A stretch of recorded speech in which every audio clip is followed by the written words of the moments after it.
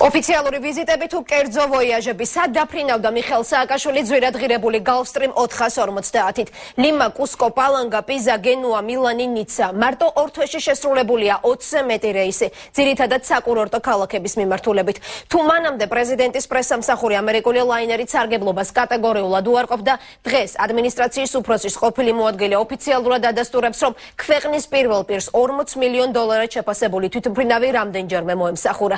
ბექა ბარამიძის რეპორტაჟში თქვენ ნახავთ, რა ჯდებოდა ერთი გაფრენა Gulfstream 450-ით. პრეზიდენტის ნომერ მეორე ბორტზე ხუთშვრიანი სიმბოლო მალე მოიხსნება. მესაკუთრე რომლის ვინაობაც ისევ გრიფით საიდუმლოა ელიტარულ ლაინერს ახლო მომავალში დაიბრუნებს. პრეზიდენტთან და მის თანხმლებ პირებთან ერთად ბიზნეს კლასის ამ თვითმფრინავს ევროპულთან ერთად არაერთი ტრანსკონტინენტური ფრენა აქვს განხორციელებული.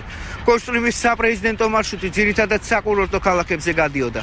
დღეიდან კი ნიცას, ვენას, მილანს, გენუასა და პალანგას ეს ბორტი სხვა მგზავრებთან ერთად თუ მოივლის. თვითმფრინავი კერძო კომპანიას უბრუნდება. პრეზიდენტის ხშირი რეისები ცოტა ხნის წინ თავდაცვის უწყებამ გაასაჯაროვა. პრეზიდენტმა 13-დან 25 ივლისამდე Gulfstream-ით ნიცა და ვენა მოიარა. თბილისში დაბრუნებიდან მეორე დღეს ერთკვირიანი ვოიაჟი ლათინურ ამერიკაში გაგრძელდა. ლას-პალმა, ლიმა, ბერმუდა და ნორთჰოლდი. მორიგი სტუმრობა იტალიის სამ ქალაქსა და პოლონეთის ტურისტულ ცენტრში შედგა. ინფორმაციას ფლობს პრეზიდენტის ადმინისტრაცია. მე დარწმუნებულა, რომ ადმინისტრაცია გასცემს ამაზე პასუხს. ძალიან სამწუხაროა, რომ თავდაცვის სამინისტრო ამ პროცესებით არის დაკავებული, ითვლის ვინსად იყო. პრეზიდენტის პრესსამსახურს ვიზიტების მიზნობრიობა არ გაუმხელია. ინფორმაცია სახელმწიფო საიდუმლოა. სააკაშვილის თანაგუნდელმა კი აღიარა, რომ პრეზიდენტი ხსენებულ მარშრუტებზე Gulfstream-ით მარშლას დაფრინავდა. ნაწილობრივ განმარტეს ვიზიტების შინაარსიც. ძალიან ბევრ ამ ქალაქში, ქვეყანაში პრეზიდენტის თვითმფრინავი შეჩერდა მხოლოდ 1 საათით, იმიტომ რომ ეს იყო ვრცელი გადაფრენები და სწორედ ეკიპაჟმა შეავსო საწვავი. მე მინდა გითხრათ, რომ მაგალითად იქ ჩამოთვლილია პერუ, სადაც პრეზიდენტი გაემგზავრა იმისთვის, რომ იყო ძალიან დიდი რისკი, რომ მომხდარიყო აფხაზეთის დამოუკიდებლობის აღიარება. ფინანსთა სამინისტრო პრეზიდენტის ვიზიტების ხარჯების დაცვასაც ცდილობს.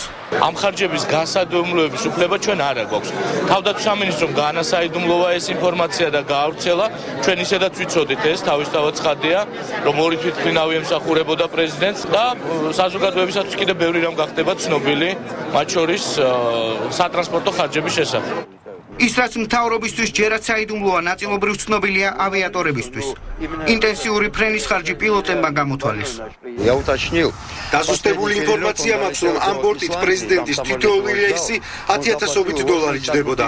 მაგალითისთვის გეტყვით, რომ ისლანდიაში მის ვიზიტზე $81,000 გაიხარჯა. ტრანსკონტინენტური ფრენის ხარჯი კი მითხრეს, რომ $177,000 იყო. თავდაცვის მინისტრის შემდეგ ფინანსთა მინისტრი პრეზიდენტის რიგით მესამე ბორტზე ალაპარაკდა. შედარებით დაბალი კლასის ლაინერზე ახალი მთავრობა ინფორმაციას მალე დადებს.